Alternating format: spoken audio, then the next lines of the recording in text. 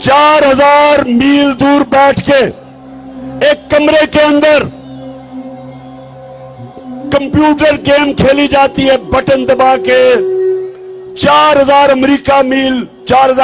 मील दूर अमेरिका में एक आदमी बैठा होता है, सामने कंप्यूटर स्क्रीन होती है उसके, यहां से उसको पैगाम जाता है कि जी इस एरिया में दहशतगर्द है। 4000 मील दूर बैठ के वो बटन दबाता है, बम गिरता है, नीचे कौन मरता है कभी किसी को पता नहीं चला। लेकिन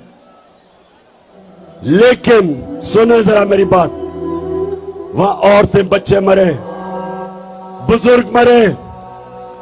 एक जगह इन्होंने ड्रोन अटैक किया पजौर में, 64 बच्चे मदरसे में मर गए। 64 बच्चे। एक जगह वजीरिस्तान में ड्रोन अटैक होता है, 7 लोग मर जाते हैं। जो जख्मी होते हैं उनकी चीखों की आवाजें, लोग आते हैं उनको बचाने के लिए। दूसरा ड्रोन अटैक होता है, 7 और लोग मर जाते हैं। सुबह तक लोग डरते हैं जाते हुए करीब, जो जख्मी हैं उनकी आवाजें आ रही होती हैं। सुबह को लोग बचाने जाते हैं, फिर ड्रोन अटैक होता है, 7 और मर जाते हैं। 21 लोग मरते हैं। शादियों पे ड्रोन अटैक, जनाजों पे ड्रोन अटैक। और आप जानते हैं कि एक दफा ना जरदारी के मुंह से एक आवाज निकली और ये गीदड़ नवाज शरीफ के मुंह से एक दफा अमेरिकनों को उसने कहा, इनमें इतनी जरूरत नहीं थी कि अमेरिकनों को कहते कि ये सारे इंसानी हुकूक के खिलाफ है। दुनिया का कोई कानून इजाजत नहीं देता कि आप फैसला करें मुजरिम कौन है और आप ही उसको कत्ल कर दें। जज, जूरी, एक्सिक्यूशनर, दुनिया का कोई कानून इजाजत नहीं देता। लेकिन इस मुल्क पे जिनके लिए हम जंग लड़ रहे थे, 400 ड्रोन अटैक हुए। एक दफा इन दोनों ने जुर्रत नहीं की अमेरिका को कहने के लिए कि क्या आप अपने मुल्क में दहशतगर्द के ऊपर ड्रोन अटैक करेंगे। जुर्रत ही इनमें क्या? इनमें यह जुर्रत थी बरतानिया को कहने के लिए कि लंदन में हमारा बड़ा दहशतगर्द जिसने हजारों लोगों को कत्ल करवाया, क्या हमें इजाजत देंगे ड्रोन अटैक करके उसको मारे? तो अगर अपने मुल्क में आप हमें कहते हैं कि अदालत में जाके साबित करो वो दहशतगर्द है, तो हमारे मुल्क में आपने कैसे आपने 400 ड्रोन अटैक किए, बेकसूर लोगों को मारा, औरतें बच्चों को मारा। और ये तो जिनको फिर से इन 2 खानदानों को फिर से जो मुसल्लत किया है, इसीलिए किया है कि ये उनके गुलाम हैं, इनमें जुर्रत नहीं है। ये पैसे की पूजा करने वाले हैं, ये पैसे के बुत की पूजा करने वाले हैं। इनके पैसे पड़े हैं बाहर, इनके लंदन में, अमेरिका में पैसे पड़े हुए हैं। ये कभी अपने लोगों के हकूक के लिए, उनके फायदे के लिए, ये कभी अपनी जुबान उनके अपने आकाओं के सामने जुबान नहीं खोलेंगे।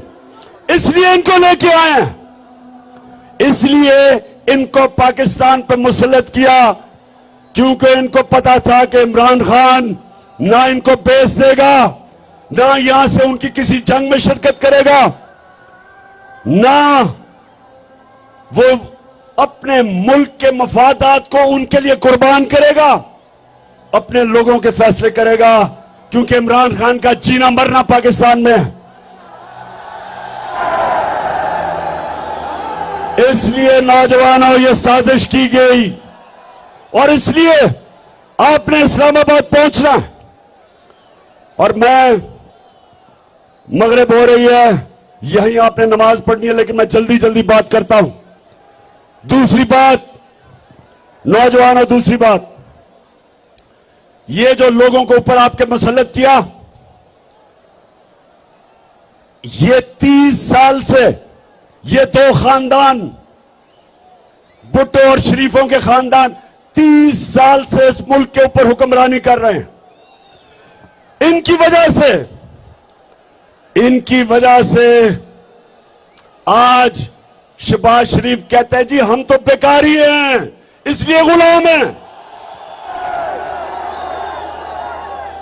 और इनका एक और वजीर कहता है हम तो वेंटिलेटर पे हैं, हम तो अमेरिका की गुलामी करने पे मजबूर हैं।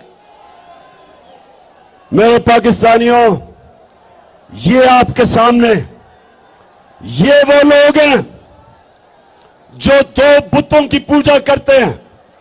एक है बुत पैसे का और दूसरा बुत खौफ का। और यही मेरे नबी सल्लल्लाहु अलैहि वसल्लम ने मदीना में आके इन्हीं बुतों को तोड़ा था, खौफ के बुत को तोड़ा था, आजाद किया था। ला इलाहा इल्लल्लाह का मतलब हमें सिखाया था कि हम सिवाय अल्लाह के किसी के सामने नहीं झुकते। हमारा जो नजरियाती लीडर इल्लामा इकबाल थे, उन्होंने तभी कह दिया था कि हमने इकबाल का शाहीन बनना है, हमने वो लोग बनने हैं जिन्होंने दुनिया की इमामत करनी है। अल्लाह ने इंसान के हाथ में यह चीज छोड़ दी है कि वो या परवाज कर सकता है और वो या जमीन के ऊपर रेंग सकता है। अल्लाह ने कुरान में कहा है कि इंसान जब ऊपर जाता है तो फरिश्तों से ऊपर चला जाता है, और जब वो नीचे गिरता है तो जानवरों से नीचे चला जाता है। ये जो ऊपर बैठे हुए हैं ये जानवरों से नीचे चले गए हैं। एक जानवर भी उतना खाता है जितना उसकी भूख होती है, इनका तो पेट ही नहीं भरता।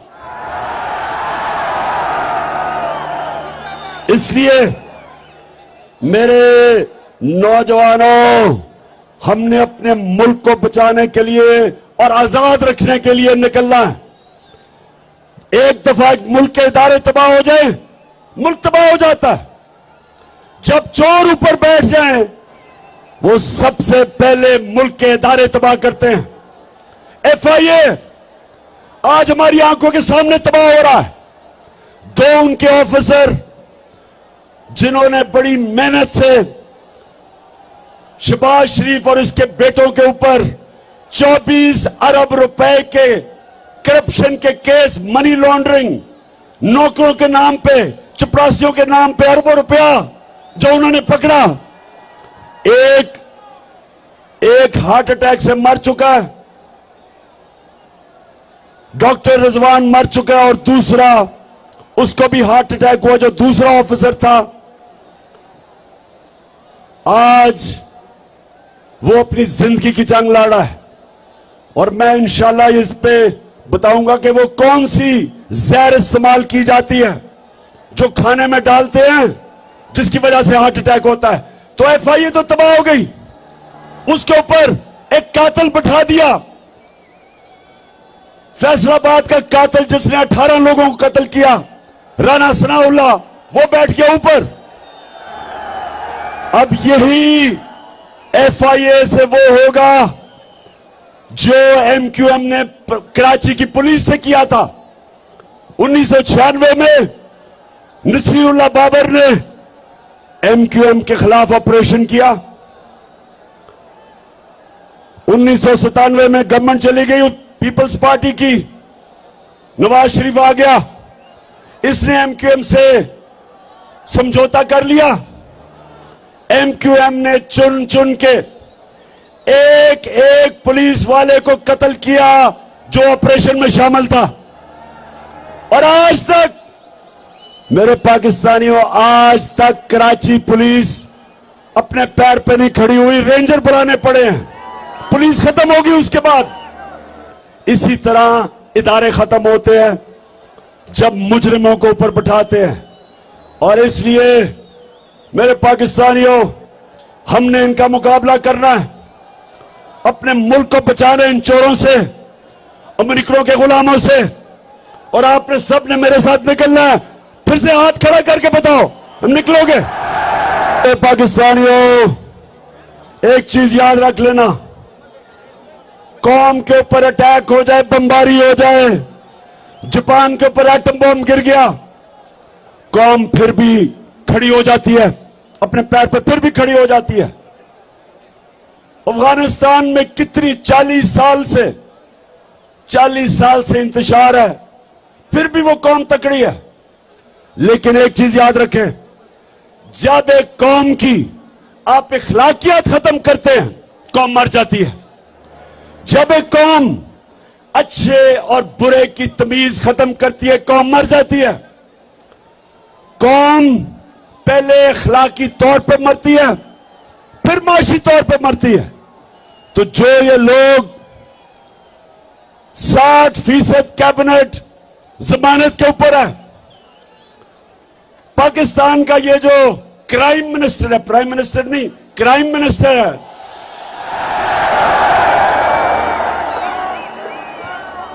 इसके ऊपर ये जमानत पे भी है। और इसके ऊपर और बेटे जो चीफ मिनिस्टर है, इनके ऊपर सिर्फ FIA में 24 अरब के केसेस है, नैब में अलग केसेस है। जो इसका भाई लंदन में बैठ के पाकिस्तान के फैसले कर रहा है, वो सजा याफ्ता है, मफरूर है, डाकू है, चोर है, झूठा है। उसकी बेटी जो तकरीरें करती फिर रही है और इसके पीछे रेंजर और इतना प्रोटोकॉल मिल रहा है, वो सजा याफ्ता है, जमानत पे है। तो जिस मुल्क में इस तरह के लोगों को बड़े बड़े ओहदों पे बिठा दिया जाए, उस मुल्क की अखलाकियात तबाह हो जाती है। कौन मेहनत करेगा? क्यों नौजवान 14 साल पढ़ाई करे, मेहनत सुबह से लेकर शाम तक मेहनत करे, जब चोरी में और करप्शन में पैसा बन जाता है, इससे कौमें तबाह होती हैं। चाइना जब उठा और आज दुनिया में सबसे तेजी से तरक्की कर रहा है, 450 वजीरों को उसने करप्शन में पकड़ा।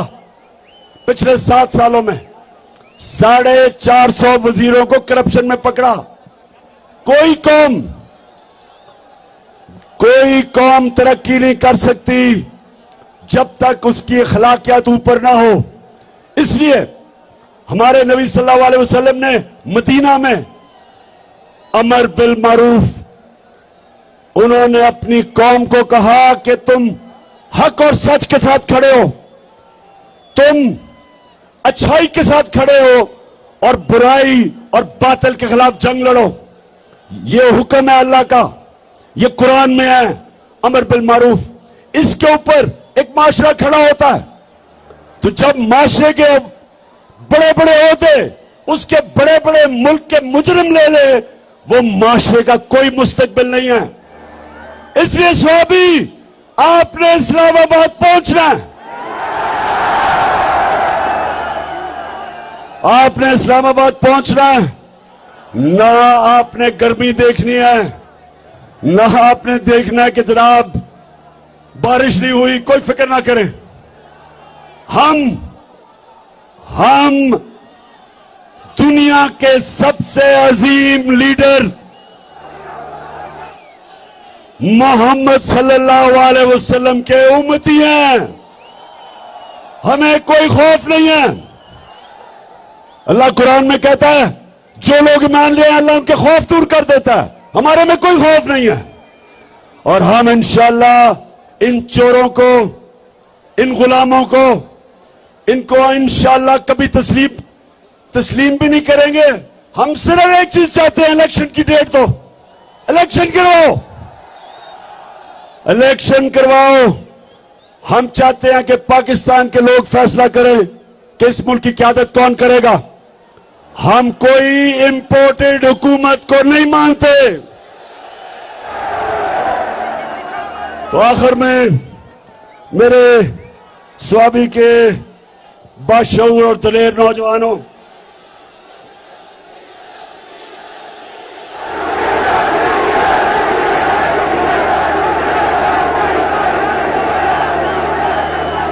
डीजल ने भी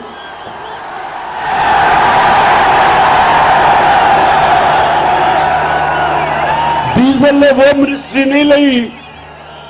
हमने समझा जी बड़ा इस्लाम का ठेकेदार है, ये बड़ी अच्छी कोई वज़ीरत लेगा, कुछ लोगों को बताएगा इस्लाम के मुतालिक, कोई तालीम की वजारत लेगा। लेकिन उसने वजारत ली है सड़कों की, जिसमें पैसा बनता है, कमीशन बनती है। डीजल का भी, वैसे मैं डीजल का भी देख रहा हूं कि ये जो सारे इकट्ठे हो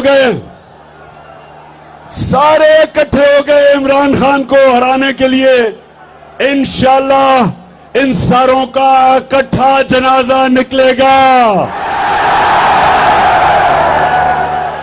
स्वामी, मैं फिर से आपके जुनून और आपके शऊर का आपका शुक्रिया भी अदा करता हूं, आपको खराज तहसीन पेश करता हूं। मैं यहां अपनी टीम असद कैसर, आपको और शराम तरक्की और आपकी फैमिली और मेरे बाकी सारे पुराने, जब मैं शुरू में स्वाबी आता था तो छोटे छोटे बच्चे थे, आज सफेद बाल हो गए उनके। मैं आप सबको आज खराज तहसीन पेश करता हूं कि आपने मेरे साथ इतनी ऊंच नीच में इतना मेरे साथ वक्त गुजारा। आप बुरे वक्त में भी मेरे साथ खड़े हुए।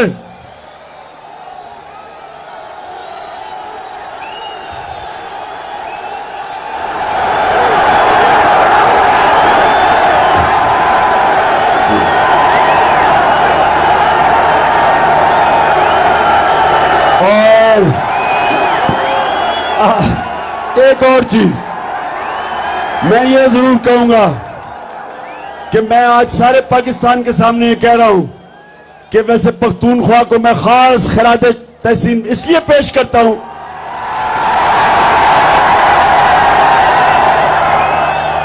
सारे पाकिस्तान में ये कह रहा हूं कि सारे पख्तूनख्वा में सिर्फ एक लोटा हुआ, एक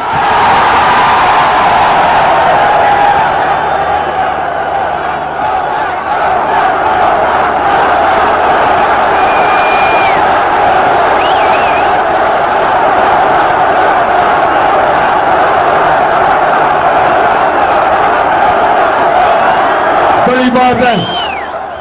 इसका मतलब कि यहां वफादारी भी ज्यादा है, यहां ईमान भी ज्यादा है, या माशाल्लाह आपकी अखलाकियात भी ज्यादा है। हालांकि कल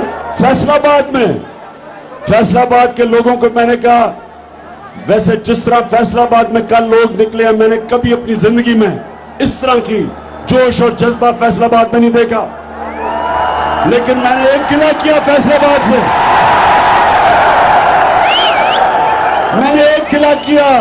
मैंने कहा फैसलाबाद सबसे ज्यादा लोटे फैसलाबाद से निकले थे, और उन्होंने मेरे से वादा किया कि एक भी लोटा अगला इलेक्शन फैसलाबाद से नहीं जीतेगा इंशाअल्लाह। अब सारे पाकिस्तान को पता है कि लोटे कौन थे, लेकिन इलेक्शन कमीशन को नहीं अभी तक समझ आ रही लोटों की। इलेक्शन कमीशन सारी दुनिया के सामने वो लोटे हुए हैं, लेकिन इलेक्शन कमीशन नुक्ते ढूंढ रहा है किसी तरह उनको बचाने के लिए। अगर आपसे बच भी गए, पाकिस्तान की आवाम से ये नहीं बचेंगे इंशाअल्लाह।